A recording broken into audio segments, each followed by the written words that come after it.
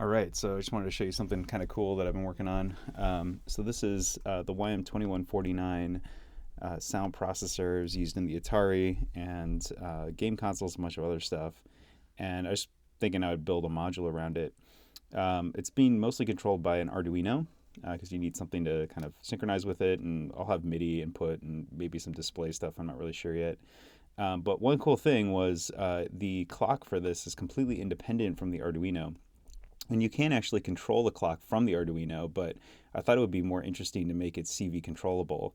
So I'm using Juanito's trick here of making a CV controllable clock using the PT2399 chip. It's that delayed processor, but it has a clock output, and you can control it using a control voltage. Breaks it down to a current, and then the current ultimately controls the output of this pin to ground, and it does some stuff, and then it basically gives you a clock signal in the megahertz time range. Now with the values I'm using, I'm able to get somewhere between about 1.5 megahertz to about 13 megahertz, and the chip expects a 2 megahertz clock. So you can kind of overclock the heck out of it, but it sounds pretty cool like this.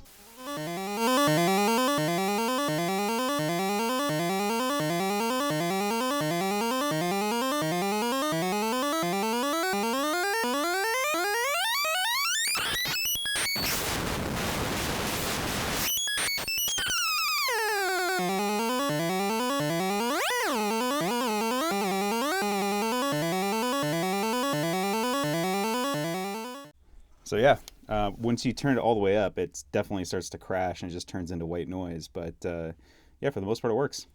Very cool.